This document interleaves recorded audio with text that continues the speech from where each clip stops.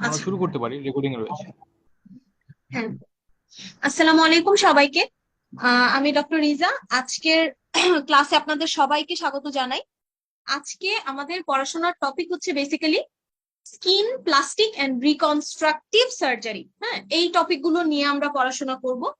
বিশেষ করে আজকে আমাদের মেইন ফোকাসটা হচ্ছে বার্ন চ্যাপ্টারটা নিয়ে। হ্যাঁ, বার্ন চ্যাপ্টারটা আমরা একটু ভালোভাবে পড়বো, এখান থেকে প্রশ্ন আসে। পেপার 3 থেকে বার্নের প্রশ্ন থাকবেই থাকবে, একটা অথবা দুটো প্রশ্ন বার্ন থেকে থাকেই সাধারণত। হ্যাঁ, এসবিএ তো মাস্ট একটা থাকবে, আর পাশাপাশি হচ্ছে এমসিকিউ স্টেমেও কিন্তু অনেকগুলো বার্ন থেকে প্রশ্ন চলে আসে।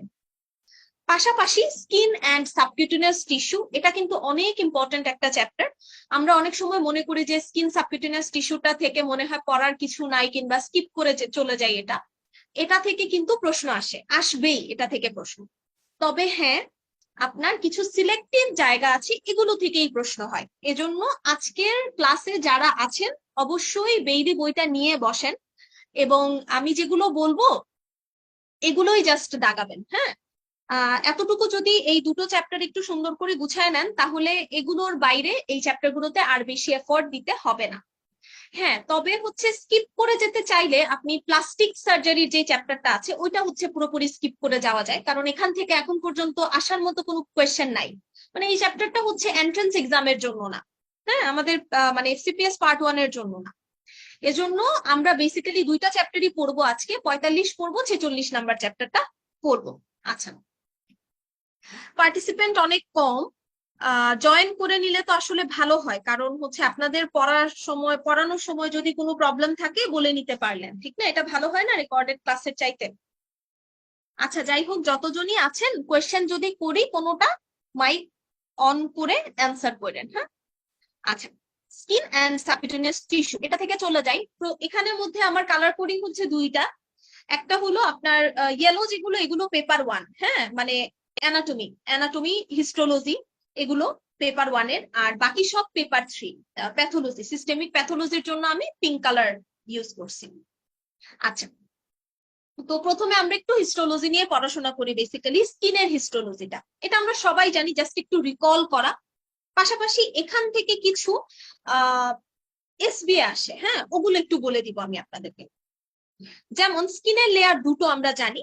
একদম বাইরের দিকের লেয়ারটাকে আমরা বলি এপিডার্মিস, আর ভেতরের লেয়ারটাকে আমরা বলি ডার্মিস। আমাদের পিচ্চিকালের পড়াশোনা গেল। এখন আমরা একটু এপিডার্মিস নিয়ে পড়াশোনা করি। যেমন আসলে আমাদের স্কিনের যদি 100% কল্পনা করি, এই 100%-এর মধ্যে অনলি 5% থাকে বাইরে। দ্যাট ইজ এপিডার্মিস হচ্ছে মাত্র 5%। বাকি 95%ই হচ্ছে ভেতরের অংশটুকু, দ্যাট ইজ ডার্মিস। এই ক্লাসে আমার কথাগুলো শুনেন আপনারা। এটা করলে লাভ হবে কি, এই কথাগুলো শুনলে দেখা যাবে যে এই টাইপের যদি কোনো এমসিকিউ স্ট্যামও আসে, একটা অডিও ভিজুয়াল মেমোরি আপনাদের কাজ করবে পরীক্ষার হলে। হ্যাঁ, তাহলে কি বললাম? 1 নাম্বার ইনফরমেশন বললাম যে স্কিনকে আমরা দুই ভাগে ভাগ করি হিস্টোলজিক্যালি। একদম বাইরের অল্প অংশটুকু, দ্যাট ইজ 5% হচ্ছে আমাদের এপিডার্মিস। আর ভেতরের বড় অংশটুকু, দ্যাট ইজ 95% হচ্ছে আমাদের ডার্মিস। শেষ।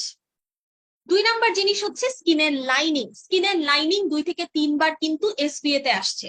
সহজ জিনিস, স্কিনের লাইনিং, তারপরে আপনার অ্যালভিওলাসের লাইনিং, তারপরে লাংসের লাইনিং, সরি ট্রাকিয়াল লাইনিং, এগুলো কিন্তু অনেক আসে। হুম, তো স্কিনের লাইনিংটা কি বলেন তো দেখি কেউ একজন। স্কিনের লাইনিং কি? একদম কমন কোয়েশ্চেন না? What is the lining of the skin?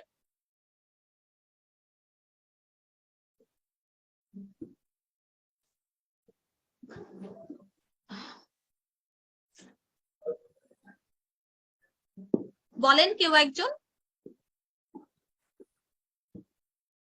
আচ্ছা, সহজ জিনিস, এটা কিন্তু এসবিএ তে আসার মতো। হ্যাঁ, স্কিনের লাইনিং হচ্ছে ক্যারাটিনাইজ স্ট্র্যাটিফাইড স্কোয়ামাস এপিথেলিয়াম, ঠিক না? ক্যারাটিনাইজ স্ট্র্যাটিফাইড স্কোয়ামাস এপিথেলিয়াম, এটা হচ্ছে এসবিএ তে আসে। সহজ একটা এসবিএ। ওকে, গেল। স্কিনের লাইনিংটা খুব ইম্পর্টেন্ট। তাহলে আমরা দুইটা জিনিস পড়লাম। এখন 3 নাম্বার ইনফরমেশন হচ্ছে এপিডার্মিসের লেয়ার করতে হবে, ডার্মিসের লেয়ার করতে হবে। ওকে, এপিডার্মিস এবং ডার্মিসের লেয়ার গুলো জানতে হবে। এপিডার্মিসের লেয়ার সাধারণত 5টা।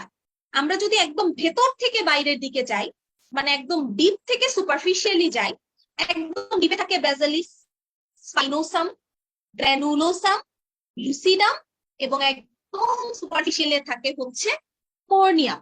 ওকে, স্ট্র্যাটাম কর্নিয়াম। আচ্ছা, তাহলে দেখেন লেয়ার গুলো হচ্ছে 5টা। একদম ভেতর থেকে বাইরের দিকে যদি যাই, বেসালিস, spinosum, granulosum, lucidum and corneum. Okay, superficial লেয়ারটা হচ্ছে কর্নিয়াম। এই 5টা লেয়ারের মধ্যে 2টা সুন্দর করে এসবি আমরা গুছায় পড়ে নিব। 1 নাম্বার এসবি এটা হচ্ছে আমাদের যদি জানতে চায় যে এই 5টা লেয়ারের মধ্যে সবচাইতে থিক লেয়ার কোনটা, অ্যান্সার কি হবে জানেন কি কেউ? যে কেউ একজন যদি জেনে থাকেন মিউট আনমিউট হয়ে অ্যান্সার করতে পারবেন। এই 5টা লেয়ারের মধ্যে মোটা লেয়ার কোনটা, সবচাইতে মোটা লেয়ার? ওটা হচ্ছে স্কিনের, যদি আমরা হিস্টোলজির ছবিটা দেখি তাহলে কিন্তু খুব সুন্দর করে আমাদের এটা মনে থাকে। জানেন কি কেউ সবচাইতে মোটা লেয়ার কোনটা, থিক লেয়ার কোনটা? এনিওয়ান? আচ্ছা, এটা সুন্দর করে এখানের মধ্যে লিখে নিয়েন 2টা জিনিস। স্পাইনোসাম, হ্যাঁ, স্পাইনোসামটা হচ্ছে সবচাইতে থিকেস্ট লেয়ার। ওকে, এটা হচ্ছে থিকেস্ট। আচ্ছা, এই একটা জিনিস। আরেকটা হচ্ছে কোনিয়াম। কোর্নিয়াম থেকে একটা প্রশ্ন আসে যে স্কিনের কোন লেয়ারটা হচ্ছে একটা ইফেক্টিভ ব্যারিয়ার হিসেবে কাজ করে। ইফেক্টিভ ব্যারিয়ার হিসেবে কাজ করে কাদের এগেইনস্টে? মাইক্রো অর্গানিজম, তারপরে হচ্ছে ফ্লুইডস, কেমিক্যালস। ওকে, প্রশ্নটা কিরকম যে which layer of the skin act as an effective barrier against microorganisms, fluids and chemicals?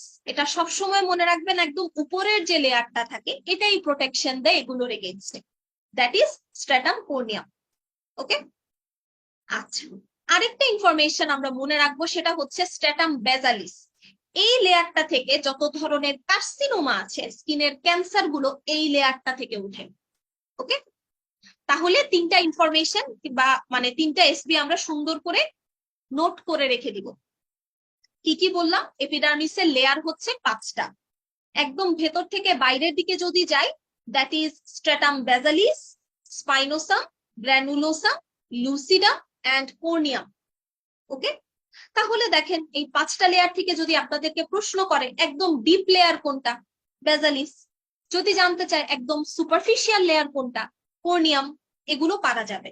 হ্যাঁ, এরপরে জানতে চাইবে এই 5টা লেয়ারের মধ্যে সবচাইতে মোটা লেয়ার কোনটা, দ্যাট ইজ থিকেস্ট লেয়ার কোনটা, স্পাইনোসাম। এটা আমরা মনে রাখবো। আরেকটা প্রশ্ন হচ্ছে কোন লেয়ারটা একটা ব্যারিয়ার হিসেবে কাজ করে, একদম উপরের লেয়ারটা, দ্যাট ইজ স্ট্র্যাটাম কর্নিয়াম।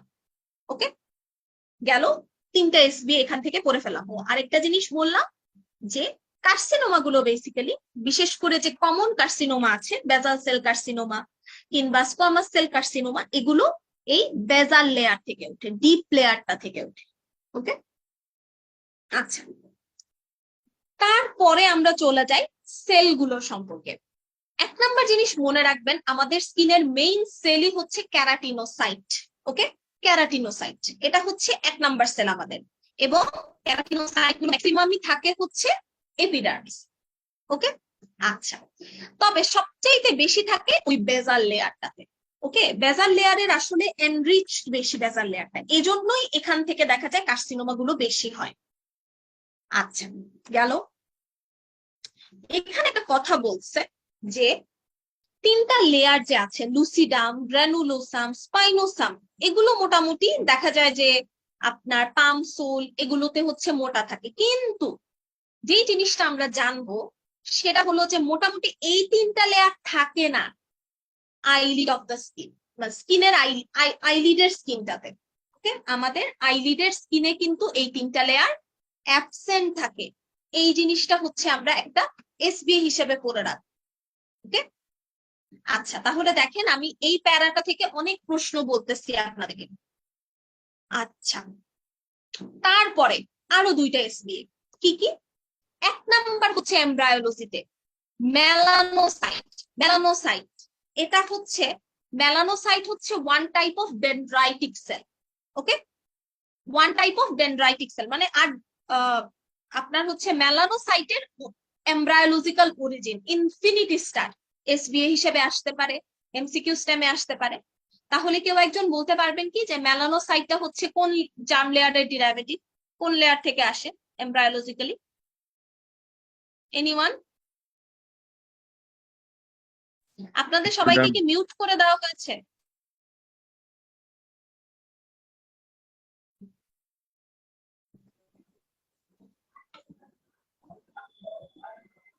এনিওয়ান বলতে পারবেন কোনটা? Ectoderm, surface ectoderm. এক্টোডার্ম মানলাম, বাট হচ্ছে এক্টোডার্মের কোন লেয়ারটা? Not surface ectoderm. Melanocyte surface এক্টোডার্মের ডেরিভেটিভ না, নিউরো এক্টোডার্ম থেকে আসে। নিউরো এক্টোডার্মের neural crest derivative infinity star, এই ইনফরমেশনটা। ওকে, এটা ভুল করলে হবে না। মেলানোসাইট হচ্ছে neural crest derivative, neural crest derivative. আচ্ছা, এটা হচ্ছে একটা ইনফিনিটি স্টার এসবিএ। 2 নাম্বার জিনিস হচ্ছে মনে রাখবেন, এই মেলানোসাইটটা মেইনলি থাকে হচ্ছে বেজাল লেয়ারে। ওকে, স্ট্র্যাটাম বেজালিসের মধ্যে মেলানোসাইট মেইনলি থাকে। এখন আসি আমরা এটা কি করে।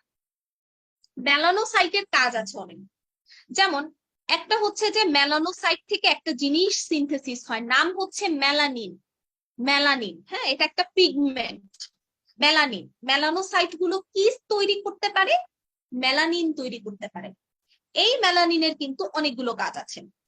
যেমন এটা কি ধরনের পিগমেন্ট? এটা হচ্ছে ব্রাউন ব্ল্যাক কালারের একটা পিগমেন্ট। আচ্ছা, এটা যদি আমাদেরকে এমসিকিউ স্টেমে দেয় আমরা যাতে পারি। 2 নাম্বার জিনিস হচ্ছে মেলানিনের খুব ইম্পর্টেন্ট একটা ফাংশন হচ্ছে এই যে আলট্রাভায়োলেট রেডিয়েশন। এই আলট্রাভায়োলেট রেডিয়েশনটা কিন্তু স্কিনের ক্যান্সার গুলোর ক্ষেত্রে মেইন কার্সিনোজেন হিসেবে কাজ করে। ওকে, যত বেশি এই আলট্রাভায়োলেট রেডিয়েশনের প্রতি এক্সপোজড হওয়া যায় তত বেশি স্কিন কার্সিনোমা গুলোর রিস্ক বেড়ে যায়। এই মেলানিন কিন্তু আমাদেরকে এই আলট্রাভায়োলেট রেডিয়েশনের এগেইনস্টে প্রোটেকশন দেয়, এটা তার মেইন ফাংশন। তাছাড়া এই যে স্কিনের কালারটা ডিটারমাইন করা, কালো, ফর্সা, শ্যামলা, এই জিনিসপত্রগুলোতেও কিন্তু একটা রোল মেলানিনের আছে। ওকে, মেলানিন কম থাকলে ফর্সা, মানে একটু হোয়াইটিশ হয় আর কি, মেলানিন বেশি থাকলে টোন ডার্ক হয়, এই টাইপের। আরেকটা জিনিস হচ্ছে আমাদের এই যে বায়োলজিক্যাল ক্লক বলি আমরা, সার্কেডিয়ান রিদম যেটা আছে, এটাতেও কিন্তু মেলানিনের ইনফ্লুয়েন্স আছে। ওকে, আচ্ছা, এত কিছুতে না যাই, যেটা মেইনলি জানতে হবে সেটা হচ্ছে এই মেলানিনটা হচ্ছে কোথা থেকে আসে? মেলানোসাইট থেকে আসে। মেলানোসাইট কোথায় থাকে? এপিডার্মিসে থাকে। এপিডার্মিসের কোথায় থাকে? একদম ডিপ লেয়ারে, দ্যাট ইজ স্ট্র্যাটাম বেজালিসে থাকে। ওকে, মেলানিনের মেইন ফাংশনটা কি? মেইন ফাংশন হচ্ছে সে আমাদেরকে আলট্রাভায়োলেট রেডিয়েশনের এগেইনস্টে প্রোটেকশন দেয়। ওকে,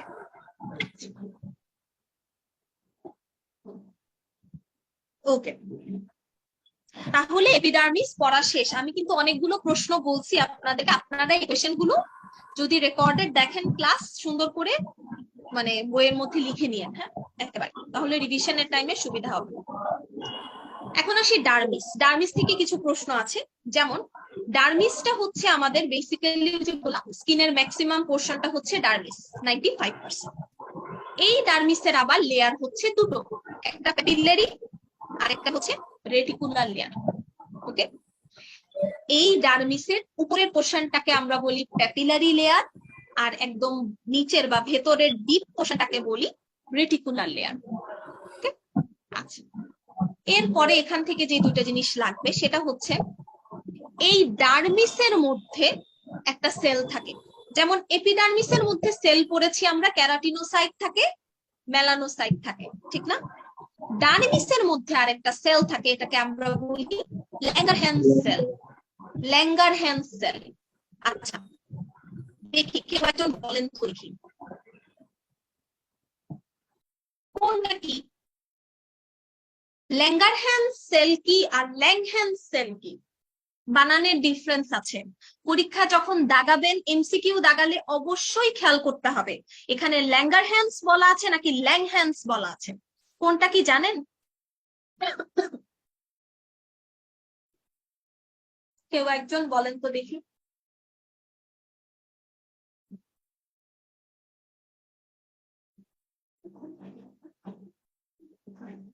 এনিওয়ান? আচ্ছা, এটা হলো কি ল্যাঙ্গারহ্যান্স সেল, যেটা এটা হচ্ছে ওই যে ম্যাক্রোফেজ, টিস্যু ম্যাক্রোফেজ, টিস্যু, হ্যাঁ, যে ম্যাক্রোফেজ যেটা আছে আপনার, ম্যাক্রোফেজ গুলো কিন্তু আমাদের বিভিন্ন বডি পার্টে বিভিন্ন নামে থাকে। ওই ম্যাক্রোফেজটাকে আমরা সুন্দর সুন্দর নাম দিয়েছি, এক এক জায়গায় এক এক রকম। যেমন টিস্যু ম্যাক্রোফেজ গুলোকে আমরা হিস্টিওসাইট হিসেবে ডাকি, ঠিক না? লিভারের মধ্যে ম্যাক্রোফেজ গুলোকে আমরা ডাকি কাফার সেল হিসেবে। এরকম স্কিনের মধ্যে যে ম্যাক্রোফেজ গুলো থাকে এদেরকে আমরা ডাকি ল্যাঙ্গারহ্যান্স সেল হিসেবে। ওকে, আর ল্যাংহ্যান্স হচ্ছে এটাও ম্যাক্রোফেজ, বাট এটা কালেকশন অফ মাল্টিপল ম্যাক্রোফেজেস যারা মিলে অনেক বড় সড়ো একটা জায়ান্ট সেল তৈরি করে। এটা মনে রাখবেন, ল্যাংহ্যান্স সেল হচ্ছে এটা একটা জায়ান্ট সেল যেটা ক্রনিক ইনফ্লামেশনে পাই আমরা, গ্র্যানুলোমার স্ট্রাকচারে পাই আমরা। ওকে, সো বানানগুলো খেয়াল রাখতে হবে। হ্যাঁ, তাহলে ডার্মিসের মধ্যে আমাদের থাকে ল্যাঙ্গারহ্যান্স সেল, সাথে আরো দুইটা জিনিস থাকে, একটা হচ্ছে মার্কেল সেল, মিজনার্স কর্পাসেল, প্যাসিনিয়ান কর্পাসেল। এগুলো যখন ফিজিওলজি পড়বেন এগুলো হচ্ছে আপনার নার্ভাস ফিজিওলজিতে পড়তে হবে, সো ওখানে ভালোভাবে বোঝা যাবে। তবে জাস্ট এখান থেকে এতটুকুই মনে রাখবেন যে আমাদের ডার্মিসের মধ্যে বেসিক্যালি থাকে হচ্ছে ল্যাঙ্গারহ্যান্স সেল, সাথে মিজনার্স কর্পাসেল, প্যাসিনিয়ান কর্পাসেল, মার্কেল সেল। ওকে, গেল এপিডার্মিস, ডার্মিস শেষ। এখন আমরা চলে আসছি এই জায়গাটুকুতে। হ্যাঁ, সোয়েট গ্ল্যান্ড, এখান থেকে আপনার ওই যে হিস্টোলজির প্রশ্ন আসে অনেক। কিরকম বলি, আপনি আমরা যখন, আমি আপনাদের সাথে হিস্টোলজি ক্লাস কারোর সাথে পেয়েছি কিনা জানি না, বাট আমার হিস্টোলজি ক্লাসে আমি মানে মেইন টপিকের সাথে বেইলি কোরিলেট করে বলে দিই গ্ল্যান্ডের ক্লাসিফিকেশন। হ্যাঁ, গ্ল্যান্ডের ক্লাসিফিকেশন হচ্ছে পড়তে হয়, ঠিক না, হিস্টোলজির জন্য। ওই যে বিশেষ করে according to their mode of secretion, merocrine, apocrine, holocrine secretion, এভাবে করে পড়ি না আমরা। সব সময় এই টাইপের সিক্রেশন পড়লে আগে বেইলির এক্সাম্পল গুলো মনে রাখতে হবে। ওকে, যেমন সোয়েট গ্ল্যান্ড, সোয়েট গ্ল্যান্ড কিন্তু one type of apocrine gland. Okay, apocrine sweat gland কিন্তু, মানে সোয়েট গ্ল্যান্ড গুলোর সিক্রেশন হচ্ছে অ্যাপোক্রাইন সিক্রেশন। এখন কেউ একজন আমাকে বলেন তো দেখি অ্যাপোক্রাইন সিক্রেশন মানে কি, জানেন কি কেউ?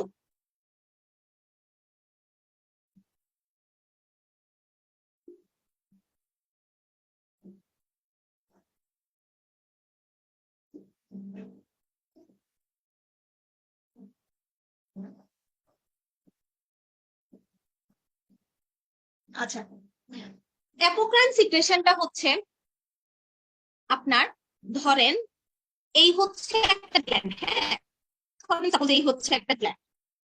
অ্যাপোক্রাইন সিক্রেশনে কি হবে, এই গ্ল্যান্ডের উপরের একটা পোর্শন পিঞ্চড অফ হয়ে সিক্রেশনের টাইমে একটা টুকরা আপনার হচ্ছে এখান থেকে ছুটে গিয়ে ওইখান থেকে সিক্রেশনটা হবে। মানে অ্যাপোক্রাইনে হচ্ছে সেলটা, মানে গ্ল্যান্ডের স্ট্রাকচারটা নষ্ট হয়ে যায়, এবং সিক্রেশনের টাইমে হচ্ছে আপনার মানে গ্ল্যান্ড ইনটেক থাকে না, এখান থেকে একটা অংশ এরকম পিঞ্চড অফ ছুটে গিয়ে ওই সিক্রেশনের সাথে বের হয়ে যায়। এটা হচ্ছে অ্যাপোক্রাইন সিক্রেশন, তাই মোড অফ অ্যাপোক্রাইন সিক্রেশন। তো এই সোয়েট গ্ল্যান্ডটা হচ্ছে বেসিক্যালি অ্যাপোক্রাইন গ্ল্যান্ড। এখন এই অ্যাপোক্রাইন গ্ল্যান্ড গুলোকে মানে eccrine and apocrine, simple eccrine and apocrine gland, মানে আমি বলি এটাকে, এটা হচ্ছে মিনিট আমার লেখা আছে। আচ্ছা, তো এই সোয়েট গ্ল্যান্ডের মোড অফ সিক্রেশন যদি জানতে চায় যে according to mode of secretion sweat gland হচ্ছে কি টাইপের গ্ল্যান্ড, সোয়েট গ্ল্যান্ড হিস্টোলজিক্যালি তাদের সিক্রেশনের টাইপ অনুযায়ী দুই ধরনের। একটা হচ্ছে সে অ্যাপোক্রাইনও হতে পারে, আবার সে সিম্পল ইক্রাইনও হতে পারে। ওকে, সিম্পল ইক্রাইন গ্ল্যান্ড গুলো বডির সব জায়গায় থাকবে এক্সেপ্ট লিপস। এগুলো পরীক্ষায় আসা স্ট্যাম্প, এগুলো এমসিকিউ তে আসছে। ওকে, এই জন্য পড়তে হবে এগুলো ভালো করে। ইক্রাইন গ্ল্যান্ড গুলো হচ্ছে আপনার থ্রু আউট দ্য বডি, পুরো বডি জুড়েই থাকে এই টাইপের সোয়েট গ্ল্যান্ড, শুধু লিপে থাকবে না। কখন সোয়েট সিক্রেট হবে? ইমোশনস অথবা থার্মোরেগুলেশন, তখন। ওকে, মেইনলি যেটা আমরা জানবো, সোয়েট গ্ল্যান্ড বেসিক্যালি দুই ধরনের according to mode of secretion, একটা সিম্পল ইক্রাইন, একটা অ্যাপোক্রাইন। সিম্পল ইক্রাইন সোয়েট গ্ল্যান্ড গুলো পুরো বডিতেই থাকবে এক্সেপ্ট লিপস। আর অ্যাপোক্রাইন গ্ল্যান্ড গুলো কোথায় থাকে? এক্সিলাতে থাকে, গ্রইনে থাকে, এবং এটা পিউবার্টিতে অ্যাক্টিভ হয়।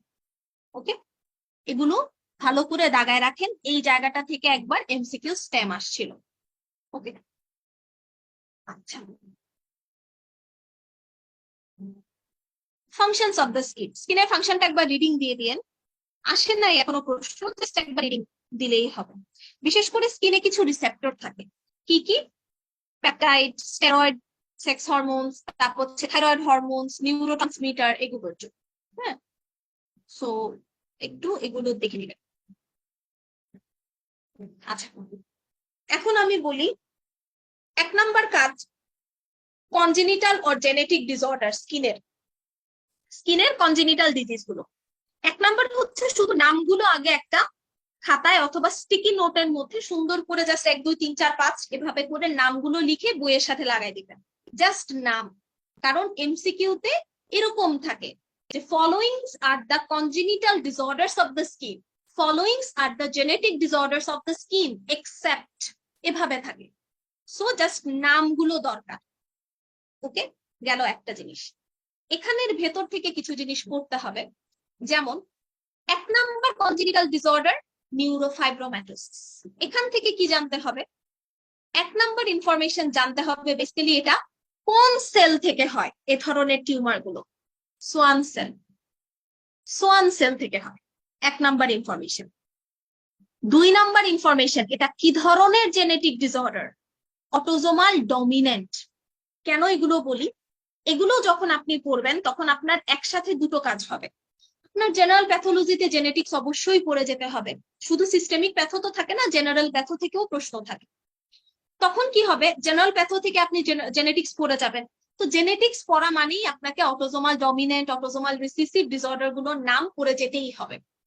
কিন্তু স্যারদের মেইন প্রায়োরিটি কিন্তু এই বেইলির মধ্যে খুঁজে খুঁজে ওনারা বের করে করে এই এক্সাম্পল গুলোই দেন অটোজোমাল ডমিনেন্ট, অটোজোমাল রিসিসিভের। সো এগুলো আগে প্রায়োরিটি দিয়ে পড়তে হবে।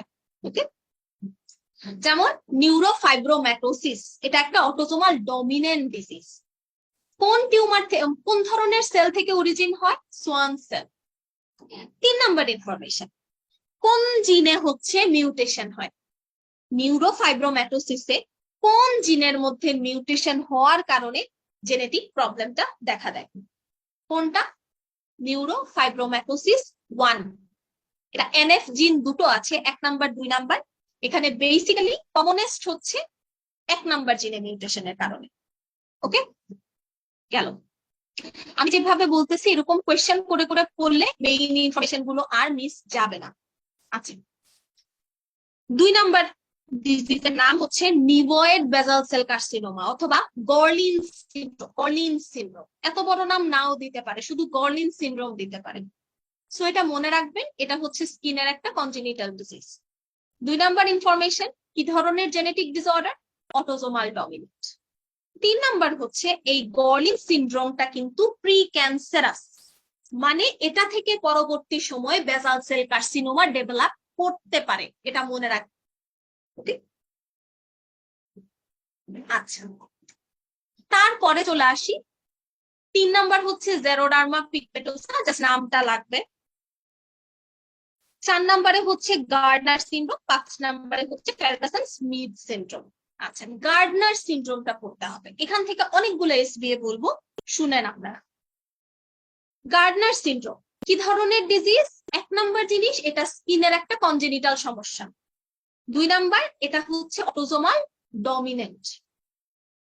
3 নাম্বার যে ইনফরমেশন সেটা হচ্ছে দেখেন এবারে 28 নাম্বার এডিশনে কি করেছে আপনারা তো অলরেডি দেখেছেন যে inflammatory bowel disease, Crohn's disease, ulcerative colitis, হ্যাঁ এগুলো এত বেশি প্রায়োরিটাইজ করা হয়েছে যে এগুলো নিয়ে একটা নতুন চ্যাপ্টার দেওয়া হয়েছে এই 28th এডিশনে, কারণ এগুলোর ইনসিডেন্স এত বেড়ে যাচ্ছে।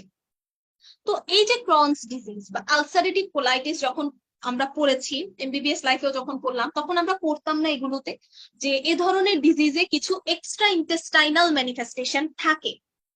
মানে ক্রনস ডিজিজ বা আলসারেটিভ কোলাইটিস এগুলো তো ইন্টেস্টাইনাল সমস্যা, এটার বাইরেও এই পেশেন্টের ইন্টেস্টাইনের বাইরেও অন্যান্য অর্গানে সমস্যা থাকে, চোখে সমস্যা থাকতে পারে, কানে সমস্যা থাকতে পারে, লাংসে সমস্যা থাকতে পারে, ঠিক না? ঠিক তেমনি কোলনের একটা কমন ডিজিজ আমরা জানি প্রি ক্যান্সারাস, সেটা হচ্ছে ফ্যাপ, ফ্যামিলিয়াল এডিনোম্যাটাস পলিপোসিস কলাইন, জানি না আমরা এটা? এই ফ্যাপের সাথে, ফ্যাপের তো সমস্যাটা হচ্ছে কোলনে, ঠিক না? কিন্তু একটা ফ্যাপের পেশেন্টের কোলনের বাইরেও কিন্তু এক্সট্রা কোলোনিক ম্যানিফেস্টেশন দেখা যেতে পারে স্কিনে, এটার নাম হচ্ছে গার্ডনার সিনড্রোম, এটা মনে রাখবেন। ওকে, এটা অবশ্যই মনে রাখবেন। তাহলে একটা ফ্যাপের পেশেন্টের এক্সট্রা ইন্টেস্টাইনাল ম্যানিফেস্টেশন হিসেবে স্কিনে কি সমস্যা হতে পারে? গার্ডনার সিনড্রোম হতে পারে, এটা হচ্ছে একটা প্রশ্ন। 2 নাম্বার জিনিস হচ্ছে, কেউ কি বলতে পারবেন যে ফ্যাপ মূলত পলিপোসিস বলতেছে না, মানে অনেকগুলা পলিপ, হাউ মাচ পলিপ, কতটুকু, কয়টা পলিপ থাকলে আমরা এটাকে ফ্যাপ বলি? কোলনের মধ্যে কয়টা পলিপ থাকলে আমরা এটাকে ফ্যাপ বলি? এটা 2 বার এসপিএ তে আসছে, অনেক সহজ জিনিস, কিন্তু একসাথে লিখে নেবেন। জানেন কি কেউ? এনিওয়ান? আনমিউট হয়ে বলতে পারেন।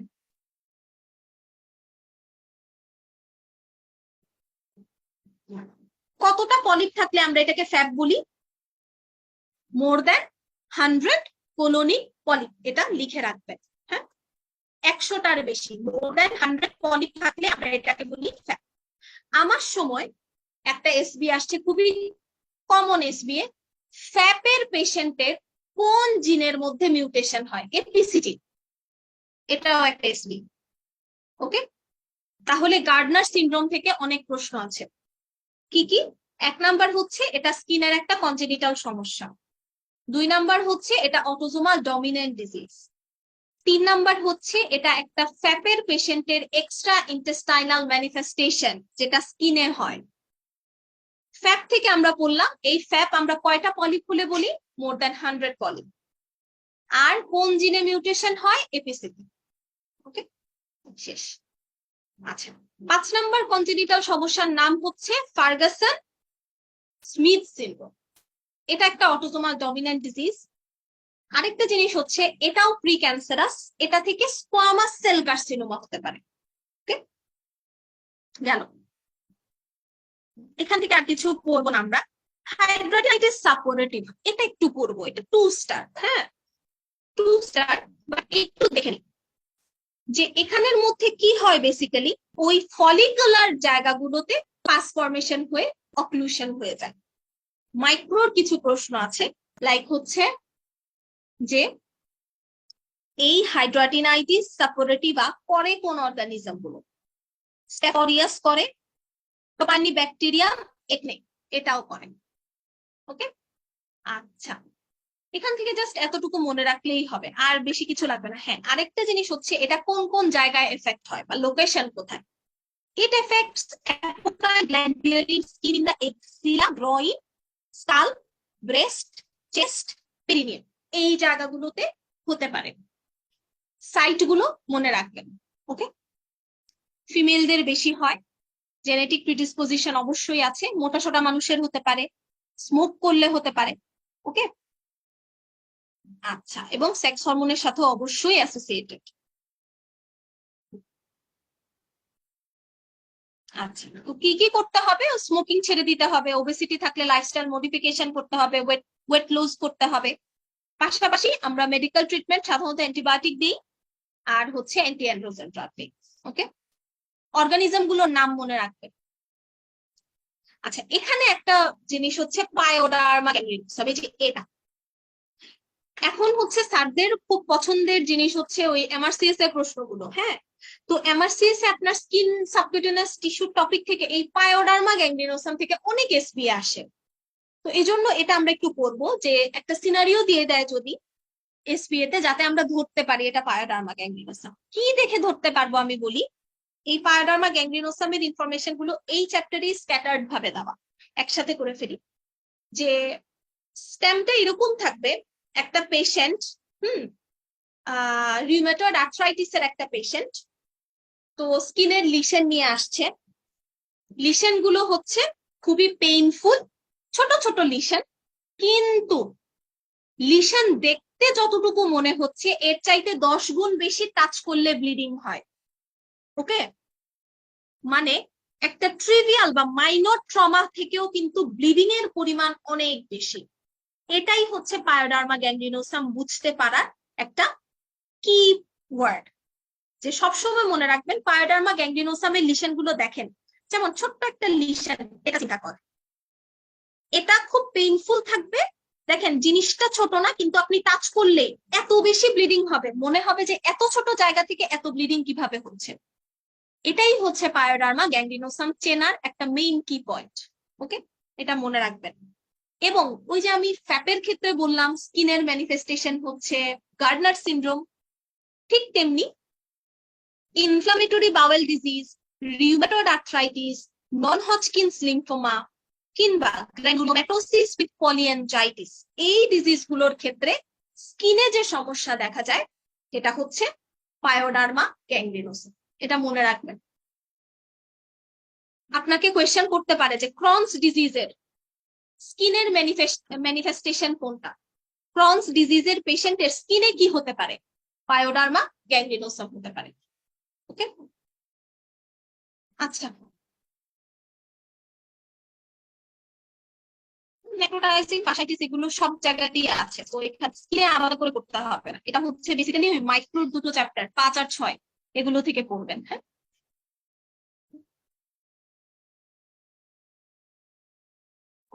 এগুলি চ্যাপ্টারে বেশি এফোর্ট দিতে যাবেন না, কারণ এগুলো থেকে খুব সিলেক্টেড জায়গা থেকে প্রশ্ন আসে, সব করে দেখা যাবে ইম্পর্টেন্ট চ্যাপ্টার গুলো বাদ চলে যাবে। এজন্য খুব কনসাইজ করে পড়ে নিলে পরীক্ষার জন্য ভালো হয়। এখন চলে আসি একদম must to know topic, that is তিনটা কার্সিনোমা, বেজাল সেলস, কমাস সেল কার্সিনোমা আর হচ্ছে ম্যালিগন্যান্ট মেলানোমা। আচ্ছা, বেজাল সেল কার্সিনোমা, আরেকটা নাম রোডেন্ট আলসার। রোডেন্ট মানে ইঁদুর না। আচ্ছা, বেজাল সেল কার্সিনোমাটা দেখতে মনে হয় ইঁদুর খাইছে এরকম টাইপের। হ্যাঁ, এজন্য এটাকে রোডেন্ট আলসার অনেক সময় বলা হয়ে থাকে। ইনফিনিটি স্টার একটা টপিক, প্রশ্ন আসেই আসে। ওকে, এটা slow growing, locally invasive, malignant tumor of urothelial epithelial cell। 1 number জিনিস এটা স্লোলি গ্রোয়িং। 2 নাম্বার জিনিস এটা লোকালি ইনভেসিভ, দ্যাট মিনস এটার মেটাস্টেসিস হয় না, খুবই রেয়ার। 3 নাম্বার হচ্ছে ম্যালিগন্যান্ট টিউমার, অবশ্যই ম্যালিগন্যান্সি। কোন লেয়ার থেকে ওঠে, ওই যে আমি বললাম স্কিনের ম্যাক্সিমাম কার্সিনোমা গুলো ডিপ লেয়ারটা থেকে ওঠে, দ্যাট ইজ বেজাল এপিডার্মিস, বেজাল লেয়ারটা থেকে। ওকে, রিস্ক ফ্যাক্টর কি, মেইন রিস্ক ফ্যাক্টর সব ধরনের স্কিন কার্সিনোমার ক্ষেত্রে আলট্রাভায়োলেট রেডিয়েশন, এটা মনে রাখবেন। ওকে, এটা এসবিএ তে আসে, আলট্রাভায়োলেট রেডিয়েশন। আচ্ছা, এই বেজাল সেল কার্সিনোমাটা দেখতে পার্লি হোয়াইট মনে হয়, হ্যাঁ, সাদা, থপথপে সাদা। আচ্ছা, এটার অনেকগুলো ভ্যারাইটি আছে, 5টা ভ্যারাইটি আছে। এটার মধ্যে সবচাইতে কমন ভ্যারাইটি হচ্ছে নোডিউলার অর নোডিউলোসিস্টিক ভ্যারাইটি। এটা এসবি এর জন্য ইম্পর্টেন্ট, এটা মনে রাখবেন। ওকে, আচ্ছা, এরপরে হচ্ছে এখানে ওই জিনিসপত্রগুলোই বললো যে আলট্রাভায়োলেট রেডিয়েশন এটা হচ্ছে স্ট্রংগেস্ট ফ্যাক্টর, এটা এসবি এর জন্য গুরুত্বপূর্ণ। তাছাড়া আরো আছে যেমন আর্সেনিক, কোল, টার, অ্যারোমেটিক হাইড্রোকার্বনস, হ্যাঁ, এগুলো থেকেও, এগুলোর এক্সপোজারের থেকেও হতে পারে, এবং এটা মেইলের ক্ষেত্রে বেশি হয়। ওকে, আচ্ছা, একটা জিনিস আমি বলি, কনভেন্স লাইন, হ্যাঁ হ্যাঁ, আচ্ছা, একটা ফেস থাকে, হ্যাঁ, ফেসটা খুব বাজেভাবে হচ্ছে, মানে আমার জাস্ট কান দরকার আর মুখ দরকার, ঠোঁট দরকার। হ্যাঁ, এই যে চোখ, এই যে না, আচ্ছা। তো এই হচ্ছে অ্যাঙ্গেল অফ দ্য মাউথ, হ্যাঁ, আর এই হচ্ছে পিনা। তো এই বরাবর একটা ইমাজিনারি লাইন কল্পনা করা হয়, এই লাইনটার নাম হচ্ছে অন ব্রেন্স লাইন। তো স্পেলিংটা দেখে নিন, হ্যাঁ, অন ব্রেন্স লাইন। এই লাইন, একটা ইমাজিনারি লাইন কল্পনা করা হয় অ্যাঙ্গেল অফ দ্য মাউথ থেকে পিনা পর্যন্ত। বলা হয় যে এটা কেন এই ফেসটাকে আমরা এভাবে ডিভাইড করি, এই অনগ্রেন্স লাইনের উপরে হবে অলওয়েজ বেসাল সেল কার্সিনোমা, হ্যাঁ, আর অনগ্রেন্স লাইনের নিচের এরিয়া গুলোতে হবে অলওয়েজ স্কোয়ামাস সেল কার্সিনোমা। এটা মনে রাখিয়েন, ওকে।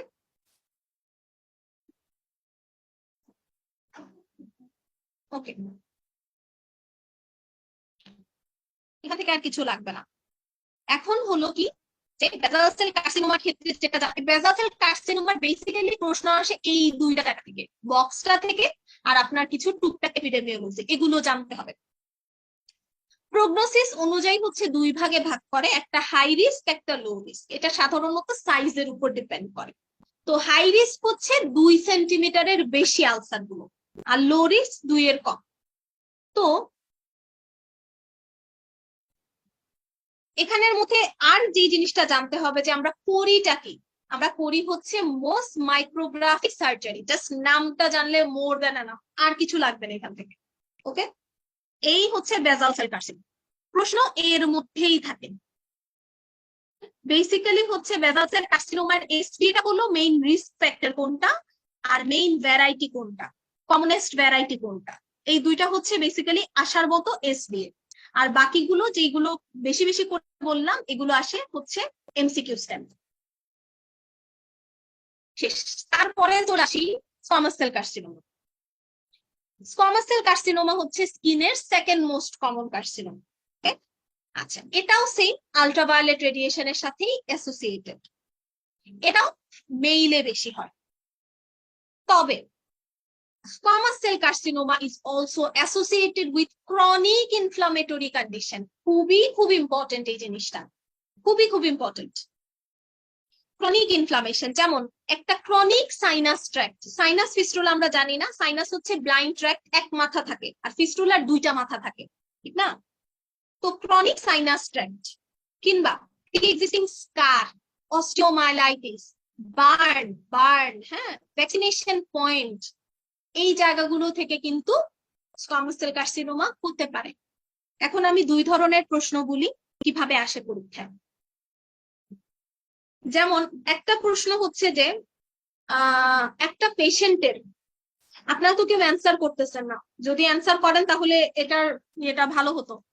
যে ধরেন প্রশ্নটা এরকম, একটা পেশেন্টের আলসার, কোন জায়গায় আলসার, শিন অফ দ্য টিবিয়ার ওই জায়গাটাতে, লেগ আলসার, হ্যাঁ। তো আপনি যদি এই আলসারটাকে ভালো করে ট্রিট না করেন, প্রপারলি ড্রেসিং না করেন, মানে এই আলসারটা যদি প্রপার ট্রিটমেন্ট পেয়ে হিল না হয়, তাহলে এটা থেকে কি হতে পারে জানেন কি কেউ? আলসার আমরা কেন বারবার ড্রেসিং করি, কেন হিলিং এর পরে হচ্ছে আমরা মানে হিল করানো ট্রাই করি, গ্রানুলেশন টিস্যু আসবে, বারবার ড্রেসিং করতে হয় না আলসারে, কেন করি? এটা যদি আমরা না করি, আলসার যদি আনট্রিটেড রেখে দিই, এটা থেকে পরবর্তী সময় কি হতে পারে বলতে পারবেন কি কেউ? Gangrene. Anyone? Fistula. Gangrene, gangrene. আচ্ছা, আর কি কেউ বলতে পারবেন? ফিস্টুলা। সেলুলাইটিস। অস্টিওমাইলাইটিস, অস্টিওমাইলাইটিস, ওকে। এটা সব সময় মনে রাখবেন যে ধরেন বনি প্রমিনেন্সের এগেইনস্টে, বনি জায়গাগুলো বিশেষ করে, হ্যাঁ, এই জায়গাগুলোতে যে কোনো একটা আলসার, ধরেন একটা লেগ আলসার, আপনি যদি আনট্রিটেড রেখে দেন, এটা থেকে পরবর্তী সময়ে ইনফেকশিয়াস যে মানে অর্গানিজম গুলো, এগুলো ছড়ায় গিয়ে অস্টিওমাইলাইটিস করবে। এই অস্টিওমাইলাইটিস থেকে পরবর্তী সময়ে কিন্তু স্কোয়ামাস সেল কার্সিনোমা ডেভেলপ করতে পারে।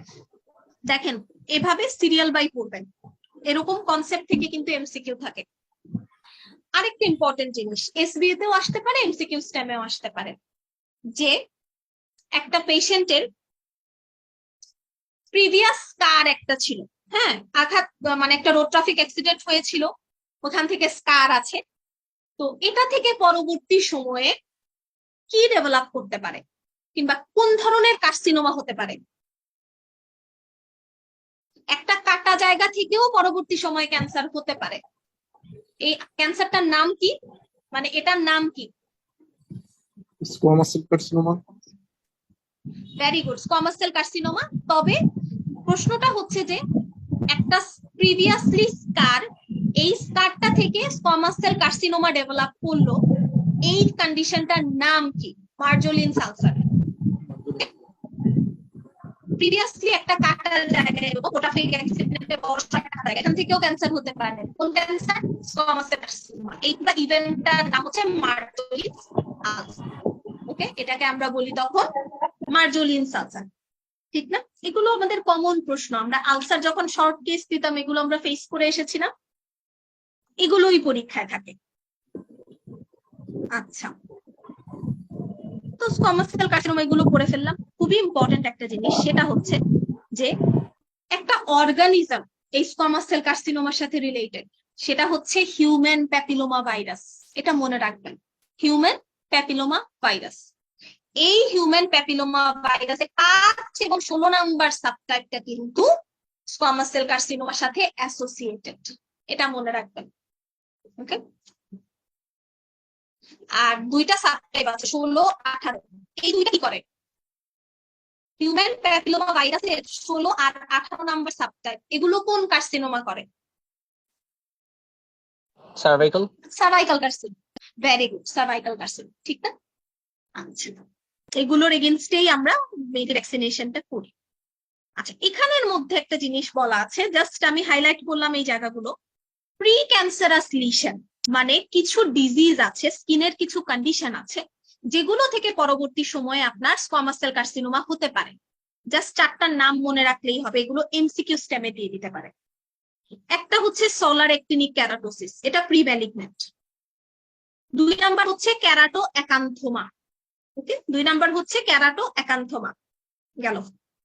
3 নাম্বার হচ্ছে বাউয়েন্স ডিজিজ। 4 নাম্বার হচ্ছে ইলেক্ট্রোপ্লাকিয়া অফ কুয়েরেট। এই 4টার নাম জাস্ট মনে রাখলেই হবে, এগুলো প্রি ক্যান্সারাস, এগুলো থেকে পরবর্তীতে স্কোয়ামাস সেল কার্সিনোমা ডেভেলপ করতে পারে। ওকে,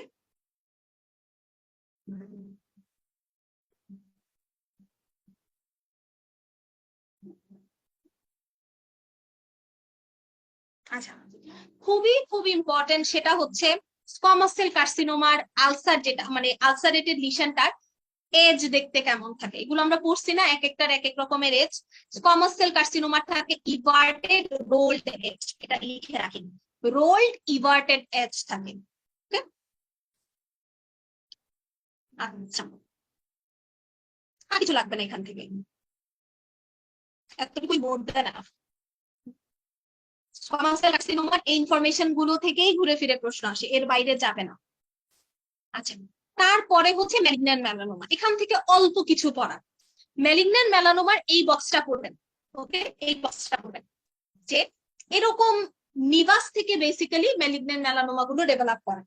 তবে এই 3টা কার্সিনোমার মধ্যে মনে রাখবেন, স্কিনের এই 3টা ক্যান্সারের মধ্যে সবচাইতে কম হয় কিন্তু এই ম্যালিগন্যান্ট মেলানোমা, কিন্তু হইলে খবর আছে, এটা সবচাইতে বেশি ফ্যাটাল, এটা সবচাইতে বেশি খারাপ কার্সিনোমা।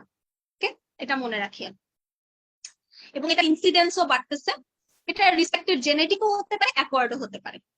সুপারফিশিয়াল স্প্রেডিং ফর, এটার ভ্যারাইটি আছে, এটার মধ্যে সুপারফিশিয়াল স্প্রেডিং ভ্যারাইটিটা মোস্ট কমন, এটাই আমাদের এসপিএ তে দরকার।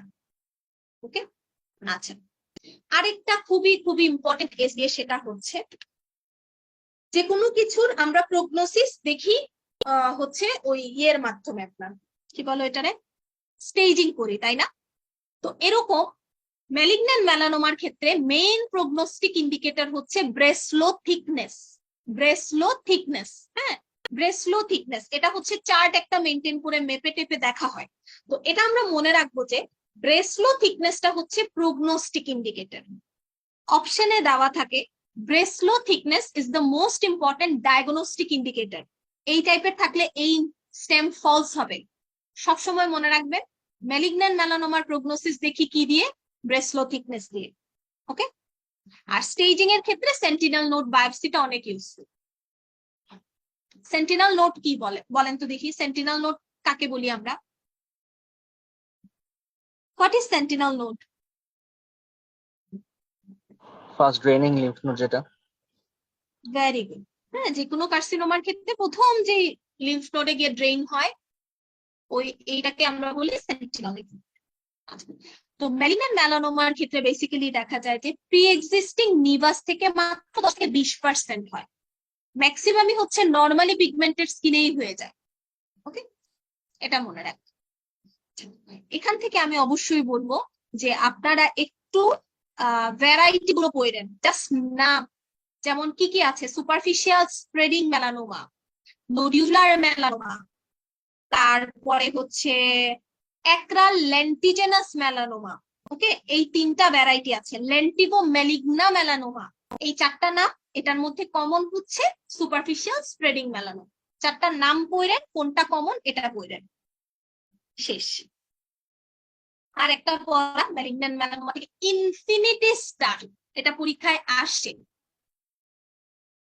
Macroscopic feature in nevi suggestive of malignant melanoma, মানে হচ্ছে ধরেন আপনার স্কিনে একটা কালো দাগ আছে অনেক দিন থেকে, হঠাৎ করে এই কালো হাইপার পিগমেন্টেড দাগটা, কালো চোখ মানে খুব ডার্ক একটা কালো দাগ, তো এটা হঠাৎ করে বড় হয়ে গেল। একদম ছোট ছিল, হঠাৎ করে আপনি দেখলেন 5-6 দিনের ব্যবধানে অনেক বড় হয়ে গেল। অথবা এটা গোল ছিল, শেপ চেঞ্জ হয়ে গেল হঠাৎ করে। অথবা হালকা কালো ছিল, হঠাৎ করে অনেক ডার্ক কালার হয়ে গেল, বা কালার চেঞ্জ হয়ে গেল, মোটা হয়ে গেল। আগে পালপেট করলে হাতে লাগতো না, এখন থিকনেস বেড়ে যাওয়ার কারণে হাতে লাগতেছে। ওকে, এলিভেটেড হয়ে গেছে লিশন, কিংবা নোডিউলার মনে হচ্ছে হাত দিয়ে, হঠাৎ করে এরকম। কিংবা যেই জায়গাটাতে আপনার এই কালো দাগটা ছিল, এটার চারপাশে ছোট ছোট পিগমেন্টের আরো কিছু নতুন নতুন দাগ দেখা দিন। কিংবা এই জায়গা থেকে পানি পড়তেছে, জ্বলতেছে, চুল কাঁপছে, হ্যাঁ, ঝিনঝিন করতেছে, এরকম যদি চেঞ্জেস আসে, বুঝতে হবে এই নিভাসটা থেকে ম্যালিগন্যান্ট মেলানোমা ডেভেলপ করে গেছে। ওকে, সো এই চেঞ্জেস গুলো ইনফিনিটি স্টার, এটা থেকে এমসিকিউ অনেকবার আসছে। ওকে, আচ্ছা,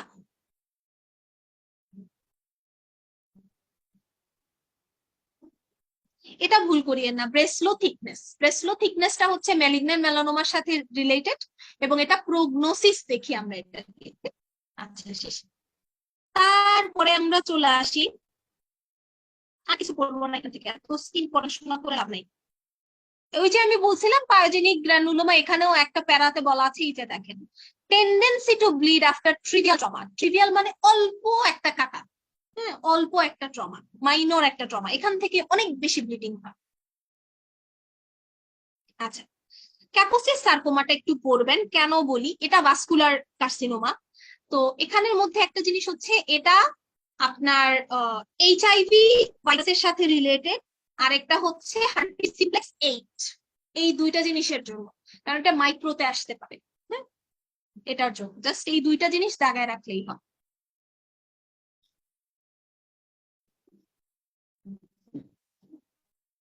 আচ্ছা, এখান থেকে আর কিছু লাগবে না। এখন চলে আসি আমরা বার্ন আমরা সবাই পাই, জাস্ট আমরা রিকল করবো, বেইলির মতো করে সুন্দর করে নিজেদের মতো আমরা করে নিব। কিরকম দেখাই, প্রথম হচ্ছে স্কিনের ফাংশন, এগুলো আমরা জানি, রিডিং দিয়ে রাখবো। কি করে, প্রোটেকশন দিবে আলট্রাভায়োলেট রেডিয়েশন থেকে, immune response, thermo regulation, vitamin D production, এটা ইম্পর্টেন্ট। ওকে, ভিটামিন ডি প্রোডাকশন, স্কিন থেকে কিন্তু আমাদের কি হয়, সানলাইটের এক্সপোজারে আসে ভিটামিন ডি অ্যাক্টিভেটেড হয়, ঠিক না? আচ্ছা, আর হচ্ছে আপনার কসমেটিক পারপাস, সেন্সেশন, এগুলো তো আর আছে, এটা একবার রিডিং দিবেন। গেল। আচ্ছা, এখন একটা একটা করে আসি। যেমন একটা বার্নের পেশেন্ট, হ্যাঁ, বার্নের পেশেন্টের ক্ষেত্রে ওয়ার্নিং সাইন কি কি আছে? What are the warning signs of burn patient? সবসময় মনে রাখবেন, একটা বার্নে রোগী পেলে প্রথমে এনশিওর করতে হবে তার রেসপিরেটরি ট্র্যাক্ট ঠিক আছে কিনা, তার এয়ারওয়ে বার্ন হলো কিনা। তার যদি এয়ারওয়ে বার্ন না হয়, মোটামুটি আপনি একটু নিশ্চিন্ত ভাবে এই পেশেন্টটাকে রিসাসিটেট করতে পারবেন। কিন্তু যদি তার এয়ারওয়েটা ধরে যায়, এই পেশেন্টটাকে মানে নিয়ে অনেক সমস্যা হয়ে যাবে তখন আপনাকে। হ্যাঁ, তো মেইনলি ওয়ার্নিং সাইনটা হচ্ছে ওই রেসপিরেটরি ট্র্যাক্টের বার্ন। যেমন ধরেন যে দেখলেন ফেস, নেক, মুখ, গলা, মুখের চারিদিকে ব্লিস্টার হয়ে গেছে, মুখ, গলা, ফেস এবং নেক এই জায়গাটাতে বার্ন হয়েছে, এগুলো অ্যালার্মিং। ওকে, 2 নাম্বার জিনিস, এরকম যদি হিস্ট্রি থাকে অনেকক্ষণ থেকে পেশেন্ট একটা মানে আগুন যেই রুমটাতে লেগেছে ওই রুমটাতে অনেকক্ষণ সে বন্দি ছিল, মানে তার স্মোক ইনহেলেশন হয়েছে, এত সময় বন্দি ছিল, স্বাভাবিক ধোঁয়া ভেতরে ঢুকবে না? তো এ ধরনের হিস্ট্রি থাকলে এটা অ্যালার্মিং। পেশেন্টের ধরেন একটু কথা বলতে পারতেছে এবং পুরো ভয়েসই চেঞ্জ, স্ট্রাইডার, জুড়ে জুড়ে শব্দ শোনা যাচ্ছে, ইন্সপিরেটরি সাউন্ড, এগুলো। ওকে, and singeing of facial and nasal hair। একদম একটা মিনিট।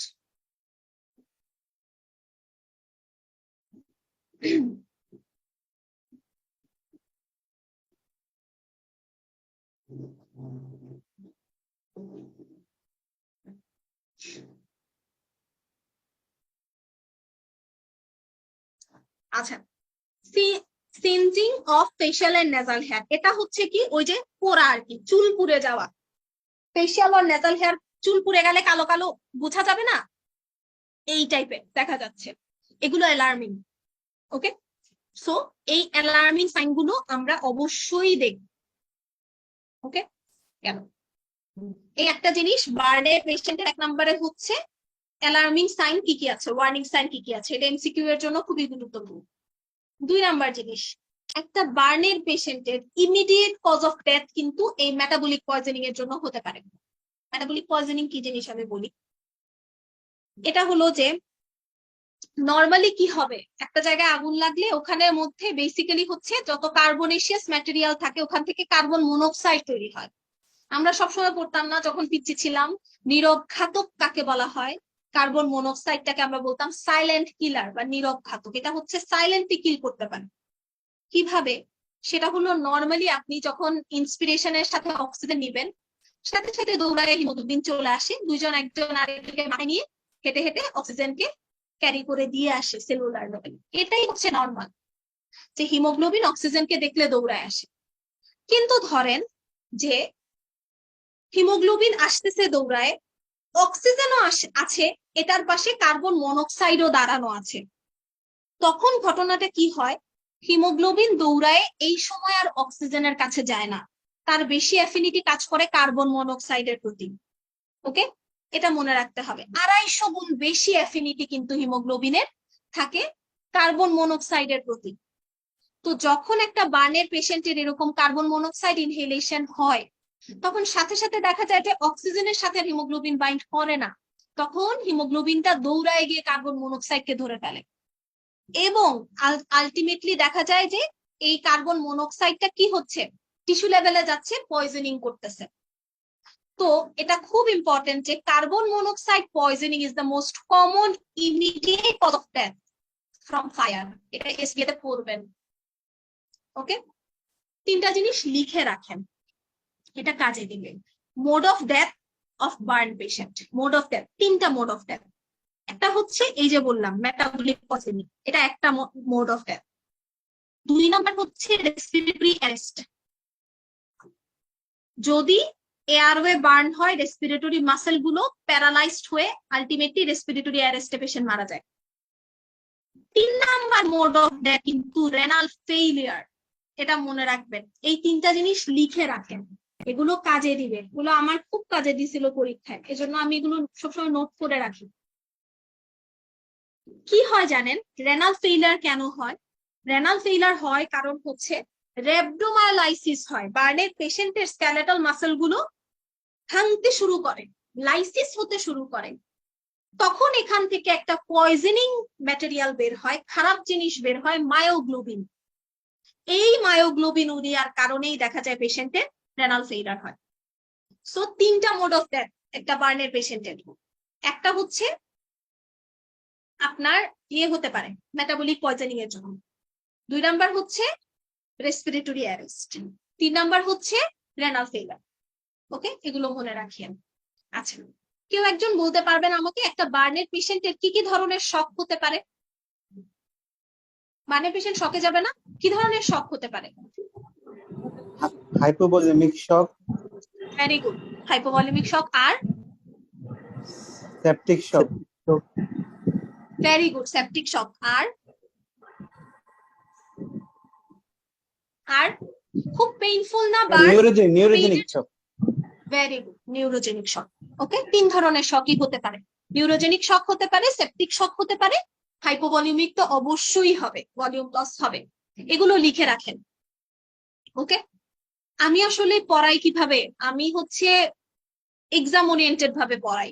মানে পরীক্ষায় প্রশ্ন কি আসে এটা জানাটা খুব জরুরি হয়ে দাঁড়ায়, বিশেষ করে এখন এফসিপিএস এর যেরকম রেজাল্ট হচ্ছে, মানে এত কম পাশ করাচ্ছে।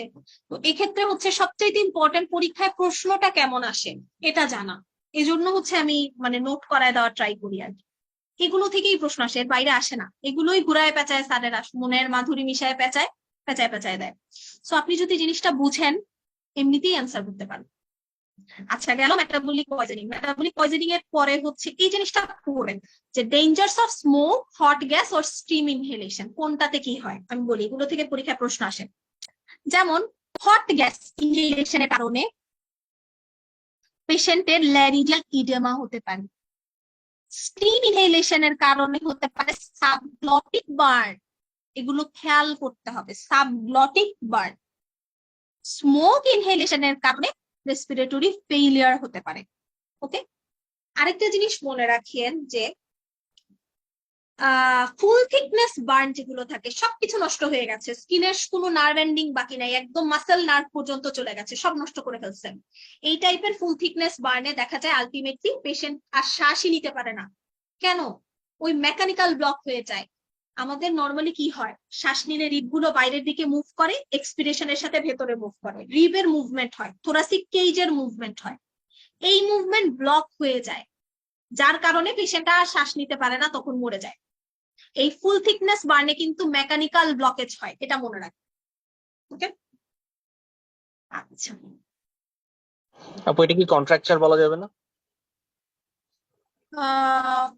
না, কন্ট্রাকচার তো অনেক পরের ব্যাপার। একটা বার্নের পেশেন্ট সার্ভাইভ করে গেল, করে যাওয়ার পরে হচ্ছে ফুল থিকনেস বার্নের পেশেন্ট সার্ভাইভ করে গেল, এটা তো অনেক রেয়ারেস্ট থিং। ফুল থিকনেস বার্নের পেশেন্ট কয়জনকে বাঁচানো যায়? ম্যাক্সিমামকেই তো বাঁচানো যায় না, কারণ এদের সবকিছু নষ্ট হয়ে যায়। তো এ ধরনের কন্ট্রাকচার তো অনেক পরে হবে। হ্যাঁ, বার্নের পেশেন্টের অনেক পরে কন্ট্রাকচার দেখা দেয়, কিন্তু ফুল থিকনেস বার্ন ইমিডিয়েট এই কাজটা করে ফেলে, রিবসের আর মুভমেন্টই ব্লক করে দেয়, তখন সাথে সাথে পেশেন্টের কিন্তু রেসপিরেটরি অ্যারেস্ট হয়ে মারা যায়। এটা একটা কজ। আচ্ছা, রিসাসিটেশন, হ্যাঁ, শক রিঅ্যাকশন আফটার বার্ন। আছে এখানের মধ্যে একটা জিনিস হচ্ছে যে নর্মালি একটা বার্নের পেশেন্টের ফ্লুইড টুইড সবকিছু দেখার ক্ষেত্রে আগে দেখতে হবে এই পেশেন্টের ওয়েট কত, এটা দেখতে হবে। 2 নাম্বার জিনিস দেখতে হবে কতটুকু জায়গা পুড়ছে, কতটুকু জায়গা পুড়ে গেল, বডি সারফেস এরিয়া, এটা মেজার করতেই হবে। এখন কথা হলো, একটা বার্নের পেশেন্ট ওয়ার্ডে পেলেই কিংবা আমরা পেলেই তো হুলস্থুল লেগে যায়, সময় খুবই কম পেশেন্টকে বাঁচানোর জন্য, ঠিক না? তো এই সময়টাতে properly body surface area measure আসলে করা যায় না। আস্তে ধীরে পেশেন্ট স্টেবল হলে আস্তে আস্তে তখন বডি সারফেস এরিয়া মেজার করে অ্যাকিউরেটলি।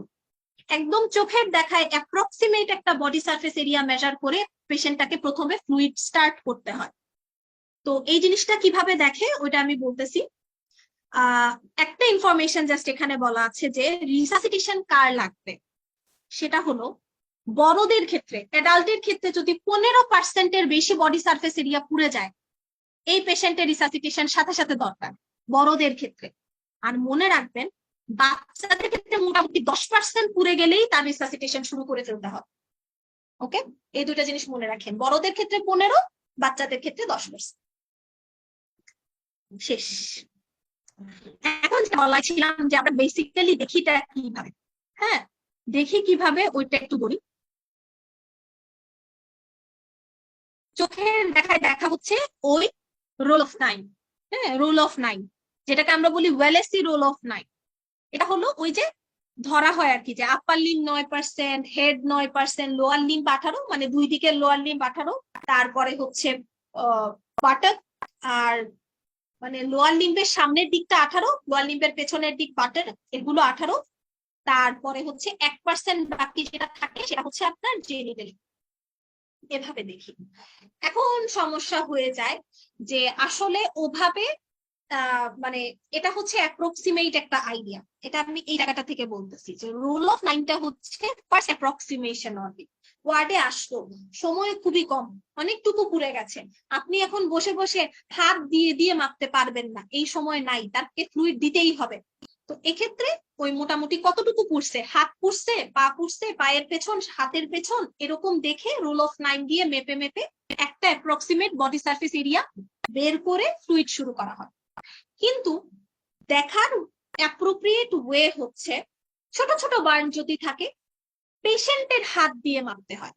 পেশেন্টের হাত ধরা হয় 1% body surface area, patients hand 1% body surface area. এটা দিয়ে দিয়ে সুন্দর করে ছোট বার্নটা মাপা যায়। আর বড় বড় বার্নের ক্ষেত্রে একটা চার্ট আছে, ওটা দেখে দেখে মাপলেই হয়। চার্টটার নাম হচ্ছে লন্ডন ব্রডার চার্ট। দেখেন এখানে একটা দিয়েছে, এই যে এটা বয়স টয়স দিয়ে এই চার্ট দেখে দেখে করা হয়। সো এগুলো হচ্ছে প্লাস্টিক সার্জারি মানুষজনের কাজ। তো আমরা জাস্ট এতটুকু মনে রাখবো যে একদম চোখের দেখায় জাস্ট প্রাইমারিলি ম্যানেজ করার জন্য যেটা করি সেটা রোল অফ 9। কিন্তু ছোট ছোট বার্ন আইডিয়ালি দেখা হয় পেশেন্টের হাত 1% ধরে এভাবে। আর বড় বার্ন গুলোর ক্ষেত্রে আমরা Lund and Browder chart use করি। ওকে, আচ্ছা, এই গেল একটা ইম্পর্টেন্ট জিনিস।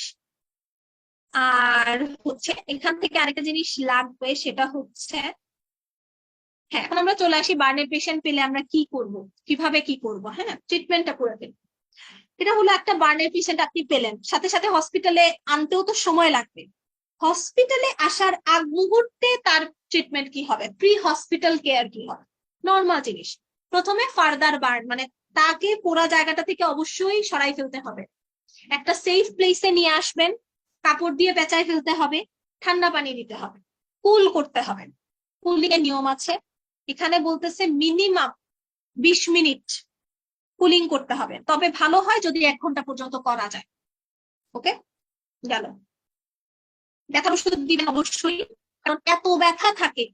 এই সময় যদি প্রপারলি মানে পেইন যদি আপনি না করতে পারেন, রাস্তায় যেতে যেতেই নিউরোজেনিক শকে চলে যাবে পেশেন্ট। ওকে, সো অ্যানালজেসিয়া অনেক ইম্পর্টেন্ট। অক্সিজেন থাকলে আপনি অক্সিজেন অবশ্যই দিবেন। আরেকটা ইম্পর্টেন্ট জিনিস, খুবই খুব ইম্পর্টেন্ট, লিম্ব বার্ন হোক এয়ারওয়ে বার্ন হোক, যে কোনোটা হলেও আপনাকে এলিভেট করে রাখতে হবে এই জায়গাটা। ওকে, এলিভেট করে রাখতে হবে। পায়ে বার্ন হলে পা পুড়ে গেলে পাটা উঁচুতে করে রাখতে হবে, হাত পুড়ে গেলে হাত উঁচুতে রাখতে হবে, এয়ারওয়ে পুড়ে গেলে হচ্ছে চিনটাকে একটু উপরের দিকে করে একটু এয়ারওয়েটাকে আপওয়ার্ড ডিরেকশনে করে রাখতে হবে। Elevation is very important oedema prevent করার জন্য। ওকে, আচ্ছা, তারপরে আপনি মোটামুটি হসপিটাল পর্যন্ত পেশেন্টটাকে নিয়ে চলে আসছে, সাথে সাথে আপনাকে কিছু জিনিস দেখে ফেলতে হবে, তার এয়ারওয়ে ঠিক আছে কিনা, কথা বলতে পারতেছে কিনা, কথা বলতে পারলে তার ভয়েস কিরকম, ভয়েস চেঞ্জ হয়ে গেল কিনা, এটা দেখতে হবে। তারপরে একটু সুন্দর করে সাকার দিয়ে আপনার এয়ারওয়েটা ক্লিন করে দিতে হবে। হ্যাঁ, তারপরে যেটা ইম্পর্টেন্ট, 2 হাতের সাথে সাথে 2টা ক্যানুলা, হোয়াইট বোর্ড ক্যানুলা, এগুলো আমরা প্র্যাকটিক্যাল কথা বলতেছি, এগুলোই এখানে লেখা। সাথে সাথে 2টা হোয়াইট বোর্ড ক্যানুলা ওপেন করে ফেলবেন। ওকে, হোয়াইট বোর্ড ক্যানুলা ওপেন করে আপনি কি করতে হবে, এই পেশেন্টটার ভলিউম রিপ্লেসমেন্ট করতে হবে। তারপরে হচ্ছে আস্তে আস্তে তারপরে আপনি পেশেন্টের নিউরোলজিক্যাল স্ট্যাটাস দেখেন, বাকি জিনিসপত্র পরে। তো এগুলো হচ্ছে বেসিক জিনিস। এখন ইনফিনিটি স্টার পড়াশোনা, সেটা হচ্ছে কি ফ্লুইড দেব। ও আচ্ছা, ফ্লুইডে যাওয়ার আগে এখানে আরো কিছু ইম্পর্টেন্ট জিনিস আছে, এগুলো থেকে এসপি আসে। হ্যাঁ, আমি বলি, এটা হলো দেখেন একটা জিনিস বলতেছে কি, ধরেন গরম পানি পড়ছে 65 ডিগ্রি সেলসিয়াসে বয়েল করা পানি আপনার হাতে পড়ছে, এই পানিটা যদি আপনার হাতে 35 সেকেন্ড থাকে, মাত্র 45 সেকেন্ড যদি থাকে, ফুল থিকনেস বার্ন করে ফেলবে। যদি মাত্র 15 সেকেন্ডও থাকে, এটা কিন্তু ডিপ পার্শিয়াল থিকনেস বার্ন করতে পারে। আর মাত্র 7 সেকেন্ডই যথেষ্ট সুপারফিশিয়াল বার্ন করার জন্য। দেখেন কত কম সময়ের ব্যবধানে কত বড় ধরনের বার্ন হয়ে যেতে পারে, ঠিক না? এই জিনিসগুলো প্র্যাকটিক্যালের জন্য দরকার, পরীক্ষায় আসে, এই জায়গাটা পড়বেন। তারপরে চলে আসি causes of burn and death. আচ্ছা, এগুলো জাস্ট একটু রিডিং দেন, বাট এগুলো থেকে আসতে পারে, যেমন স্ক্যাল্ড। স্কাল্ড মানে কি? স্কাল্ড হচ্ছে ফোসকা পড়ে যাওয়া, ঠিক না? গরম তেল পড়ে গেল, গরম পানি পড়ে গেল, এই জায়গাটাতে ফোসকা পড়ে যায় না? এটা হচ্ছে ওই স্কাল্ড হচ্ছে বেসিক্যালি সুপারফিশিয়াল হয়। আর হচ্ছে অ্যাসিড অ্যালকালি বার্ন গুলো কিন্তু ফুল থিকনেস করতে পারে, এটা ইম্পর্টেন্ট। ইলেকট্রিক্যাল কন্ট্যাক্ট হচ্ছে বলি ইলেকট্রিক শক খেলে ওখানেও কিন্তু বার্ন হয়, ফুল থিকনেস বার্ন হবে, এটা মনে রাখবেন। ইলেকট্রিক বার্ন যেগুলো থাকে এগুলো ফুল থিকনেস বার্ন হয়। আপু ফ্যাট বার্ন জিনিসটা কি? জি, ফ্যাট বার্ন জিনিসটা কি আপু? স্ক্যাল্ডের নিচে যে। হ্যাঁ হ্যাঁ, ফ্যাট বার্ন আমি বলি। এটা হচ্ছে কি, এক এক ধরনের বার্ন থাকে। স্কিন সাবকিউটেনিয়াস টিস্যুর নিচে আমাদের ফ্যাট থাকে না, সাবকিউটেনিয়াস ফ্যাট গুলো থাকে না, একটুক পর্যন্ত চলে যায়। এতটুক পর্যন্ত চলে গেলে তখন কিন্তু এ ধরনের বার্ন গুলো কিন্তু ডিপ ডার্মাল থেকে ফুল থিকনেস পর্যন্ত হতে পারে। ফ্যাটি লেয়ার গুলো যখন ফ্যাটি লেয়ার পর্যন্ত চলে যাবে আমাদের স্কিনের নিচে, এগুলোকে ফ্যাট বার্ন বলে। এগুলো কিন্তু ফুল থিকনেস হতে পারে, ডিপ ডার্মাল থেকে ফুল থিকনেস হতে পারে। এখন তিনটা টাইপ জানতে হবে, এই যে এত সময় থেকে পড়তেছি, সুপারফিশিয়াল কোনটা, ফুল থিকনেস কোনটা, ডিপ পার্শিয়াল থিকনেস কোনটা। এটা সুপারফিশিয়াল পার্শিয়াল থিকনেস বার্ন হচ্ছে, আমি বলি প্রথমে বার্নটাকে থিকনেস অনুযায়ী আমরা দুই ভাগে ভাগ করে ফেলবো, একটা পার্শিয়াল থিকনেস আর একটা ফুল থিকনেস। মানে স্কিনের পুরা লেয়ার ইনভলভ হয় নাই, এটা পার্শিয়াল থিকনেস। পুরাটা স্কিনের সব লেয়ার ইনভলভ হয়ে গেছে, that is full thickness burn. গেল, দুই ভাগ করে ফেলছি। এখন আমরা পার্শিয়াল থিকনেসটাকে দুই ভাগে ভাগ করব, একটা সুপারফিশিয়াল, একটা ডিপ। ওকে, সুপারফিশিয়াল যেটা, সেটা হচ্ছে সুপারফিশিয়াল বার্ন গুলো মানে কথাগুলো শুনেন, এগুলো থেকে এসবিএস স্টেম আকারে আসে। এ ধরনের বার্নে কি হয়, আপনার এপিডার্মিস পূর্বে, ওকে, পুরে ডার্মিসে আসলো, মোটামুটি ডার্মিসে যদি ডার্মিস ধরেও ক্যাপিলারি লেয়ার পর্যন্ত পড়বে, এর বাইরে যাবে না। এতটুক হলে সুপারফিশিয়াল পার্শিয়াল থিকনেস। কি বললাম? এপিডার্মিস পুরে যাবে, মাত্র 5% এরিয়া, প্লাস ডার্মিসের ক্যাপিলারি লেয়ারটা পর্যন্ত যাবে, এতটুক হচ্ছে সুপারফিশিয়াল থিকনেস বার্ন। এখানে কি হয়, ব্লিস্টারিং হবে, আপনার হচ্ছে উপরের চামড়াটা তো উঠে যাবে, এপিডার্মিস নাই, সো এটা থাকবে, পিঙ্কিশ কালারের হয়, খুব ইম্পর্টেন্ট, পিঙ্ক হয়। এই জায়গাটা ময়েস্ট থাকে, ওয়েট থাকে, নট ড্রাই। যেটা খুব ইম্পর্টেন্ট, এটা extremely painful burn. Superficial burn গুলো এক্সট্রিমলি পেইনফুল। কেন বলি? নার্ভ এন্ডিং গুলো কিন্তু নষ্ট হয় না, নার্ভ এন্ডিং থাকে তো, যার কারণে সেন্সেশন থাকে, খুব পেইনফুল, ধরলেই পেশেন্ট চিৎকার করে ওঠে। ওকে, আচ্ছা, ওই যে পিন প্রিক সেন্সেশনটা পেশেন্ট বুঝতে পারে, এটাই বলতেছে। এখন এ ধরনের বার্ন আসলে মোটামুটি ভালো। কেন ভালো? কারণ এগুলো হিলিং হতে 2 সপ্তাহের মধ্যে মোটামুটি হিলিং হয়ে যায় এবং কোনো ধরনের স্কার ফরমেশন সাধারণত হয় না। ওকে, সাপোর্টিভ ট্রিটমেন্ট দিলেই, ভালো করে ড্রেসিং করলেই পেশেন্টের এটা 2 সপ্তাহের মধ্যে হিল হয়ে যায় উইদাউট এনি স্কার ফরমেশন। এটা হচ্ছে সুপারফিশিয়াল পার্শিয়াল থিকনেস বার্ন, এটা মনে রাখতে হবে। কি পয়েন্ট গুলো দাগায় রাখেন, এগুলো আপনি ইয়ে করবেন।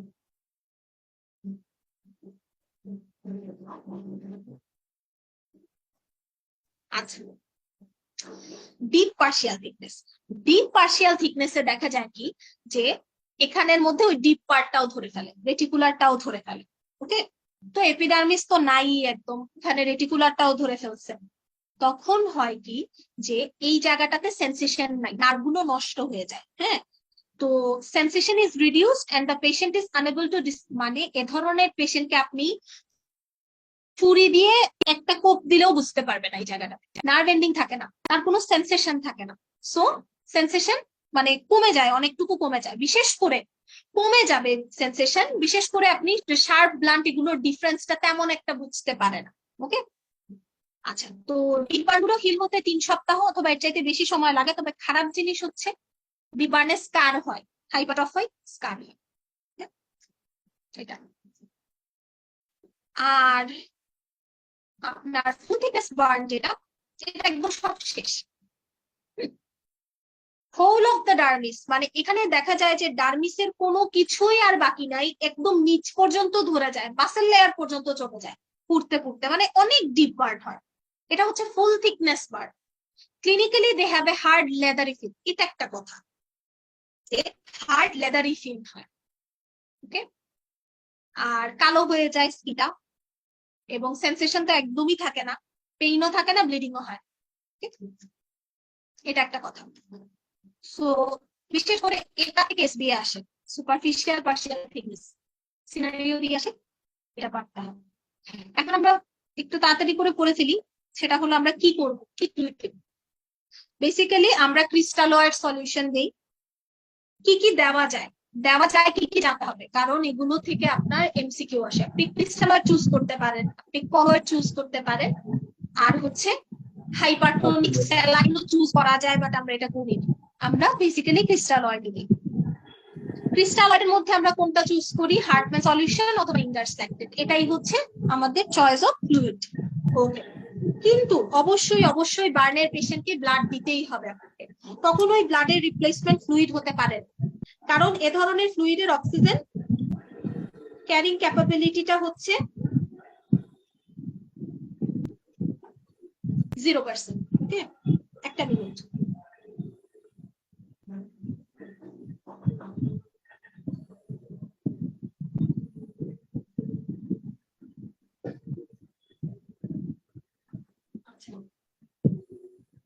তো এটার ক্ষেত্রে হচ্ছে কিভাবে ফ্লুইডটা দিব, এটা হলো আমরা পার্কল্যান্ডস ফর্মুলাটা ইউজ করে দেই। জাস্ট পার্কল্যান্ড ফর্মুলাটা একটু জেনে রাখিয়েন যে এটা কিভাবে আমরা দেই। এটাতে হচ্ছে কি দেখতে হয়, কতটুকু এরিয়া পুড়ে গেল, তার ওয়েট কত, এই দুইটা জিনিসকে 4 দিয়ে গুণ দিবেন, করে যতটুকু ভলিউম বের হবে, ধরেন 2000 বের করবে, 2000 ml, এটাকে 2 ভাগ করবেন, মানে অর্ধেক করবেন, 1000 প্লাস 1000। এই প্রথম 1000 যাবে 8 ঘন্টায়, 8 ঘন্টায় যাবে, মানে অনেক র্যাপিডলি বোলাস ডোজে দিবেন। আর বাকি 1000 আপনি 16 ঘন্টায় দেন আস্তে আস্তে। এই হচ্ছে 24 ঘন্টার হিসাব লোডিং ফ্লুইড ডোজ। পরবর্তীতে আপনি মেইনটেনেন্স হিসেবে ডেক্সট্রোস্যালাইন দিতে পারেন। হ্যাঁ, পরবর্তীতে মেইনটেনেন্স আপনি রিঙ্গাস ল্যাকটেটই রাখেন, ওইটা আস্তে আস্তে করে ওই আপনার প্রথম 10 কেজিতে 100 ml, পরের 10 কেজিতে 50 ml, বাকি প্রত্যেক কেজিতে 20 ml করে করে, এভাবে একটা অ্যাপ্রক্সিমেট হিসাব করে দেওয়া। বাট আমাদের এটা জানলেই হবে, ক্লিনিক্যালিও দরকার হয় যে পার্কল্যান্ড ফর্মুলা অনুযায়ী প্রথম 24 ঘন্টার ফ্লুইডটা কেমন হবে এটা। আচ্ছা, আর খুব ইম্পর্টেন্ট সেটা হলো এই যে আপনি ফ্লুইড দিচ্ছেন, পেশেন্ট ঠিক মতো রিসাসিটেট হচ্ছে কিনা এটা দেখার মেইন প্যারামিটারটা হচ্ছে আমাদের ইউরিন আউটপুট। ইউরিন ব্যাগ বারবার খেয়াল করতে হবে। আউটপুট 0.5 থেকে 1 ml per K G body weight per hour, এটা থাকতে হবে। এতটুকু হলে রিসাসিটেশন ঠিক মতো হচ্ছে, এর কম হলে ফ্লুইডের পরিমাণ বাড়াতে হবে। কিন্তু কখনোই আউটপুট যদি বেশি হয়, ধরেন 2 ml per K G body weight per hour, 2 এর বেশি হয়ে যাচ্ছে, অফ করে দিতে হবে ফ্লুইড। হ্যাঁ, বেশি হওয়া যাবে না। কম হলে আপনি ফ্লুইডের পরিমাণ বাড়ান, কিন্তু বেশি আউটপুট পেলে রিসাসিটেশন অফ করে দিবেন। এটা একটা কথা। এই গেল আমাদের ক্রিস্টালয়েড নিয়ে কথা বলা। কলয়েডের ক্ষেত্রে বেসিক্যালি আমরা কি দিতে পারি, কলয়েডের ক্ষেত্রে আমরা অ্যালবুমিন দিতে পারি। আরেকটা জিনিস আমরা অনেক সময় এটা খেয়াল করি না, অ্যালবুমিন ছাড়াও কিন্তু আরেকটা জিনিস দেওয়া যায় কলয়েডের ক্ষেত্রে, ফ্রেশ ফ্রোজেন প্লাজমা। এটা মনে রাখিয়ে, ফ্রেশ ফ্রোজেন প্লাজমা।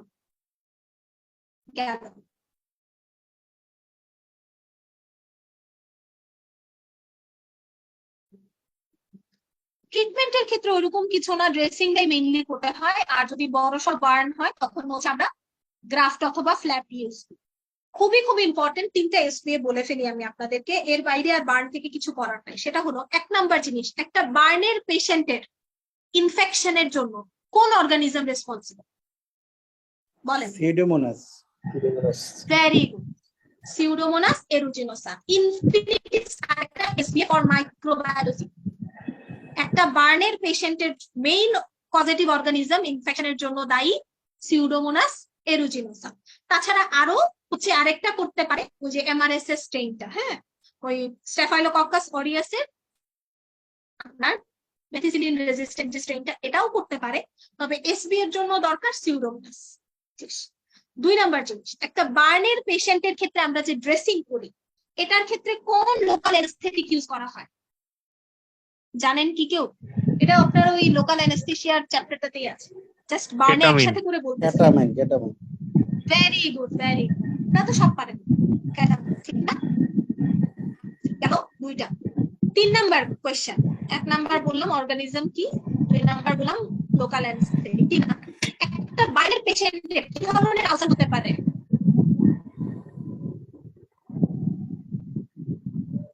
জানেন এটা কেউ? Let's so একটা বার্নের পেশেন্ট, হ্যাঁ,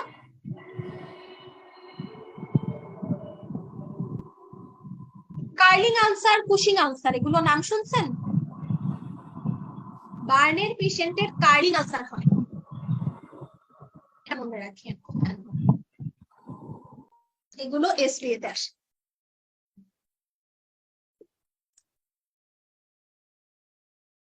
আচ্ছা, ড্রেসিং আমরা যে যে অয়েন্টমেন্ট গুলো দিয়ে করি, জাস্ট নামগুলো মনে রাখেন। বিশেষ করে সালফার সালফারাইজিন ক্রিম, যেটা ওই যে বার্না নামে পাওয়া যায়, ওই এটা হচ্ছে বেসিক্যালি মেইনলি ইউজ করে। তাছাড়া আর কি কি অপশন আছে জাস্ট নাম করলেই হবে। 27th এডিশনে চার্ট ছিল, ওই চার্টটা এবার নাই, এবার জাস্ট নাম দিছে, সো এটা করব। আচ্ছা, বার থেকে আর কিছু নেই, বার্ন শেষ।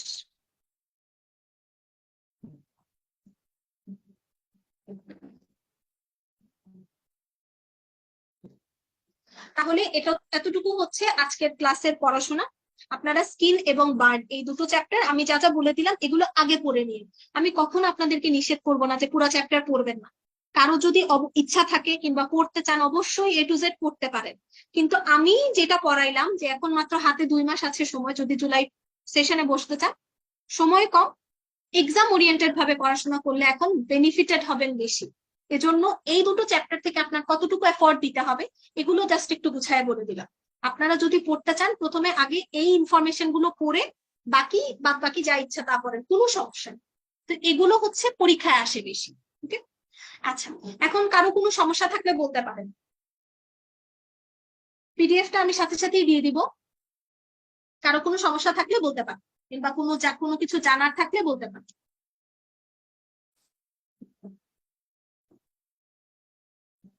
বুঝছেন আজকের ক্লাসের পড়াশোনা কি বোঝা গেছে?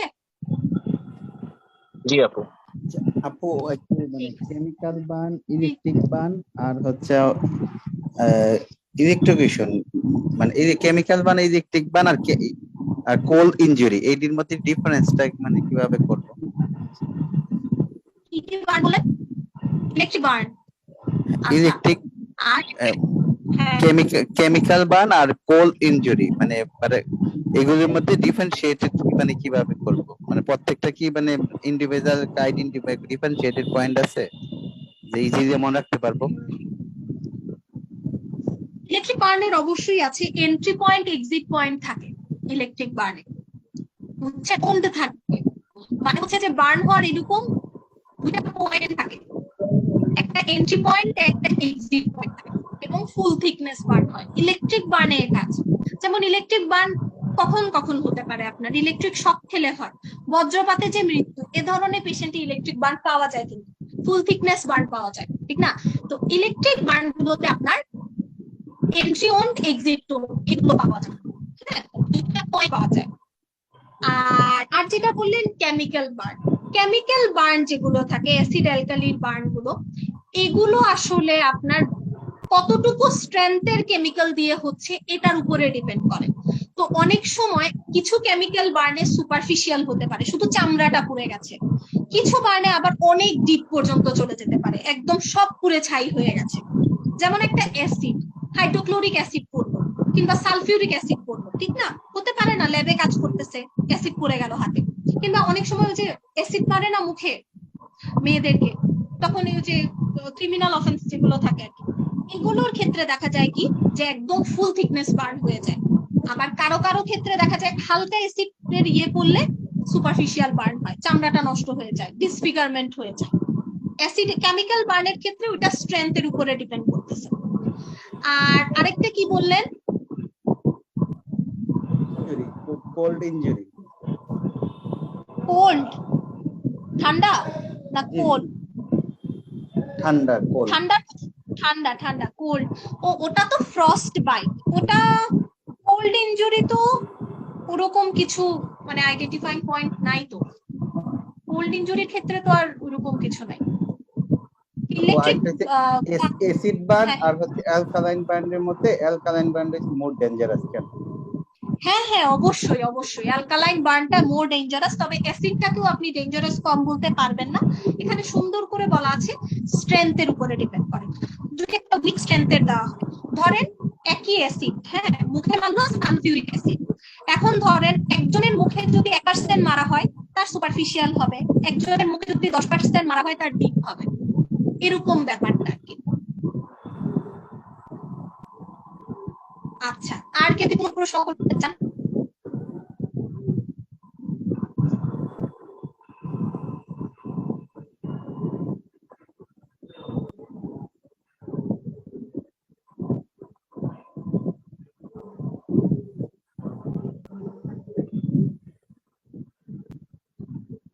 আর কারো কোনো প্রশ্ন নাই তাই না? আচ্ছা, তাহলে হচ্ছে পিডিএফটা দিয়ে দিব আমি আপনাদেরকে। এই দুটো চ্যাপ্টার পড়বেন, পরীক্ষা দিয়েন। তো হচ্ছে এগুলি। ভালো থাকেন সবাই। আসসালামু আলাইকুম।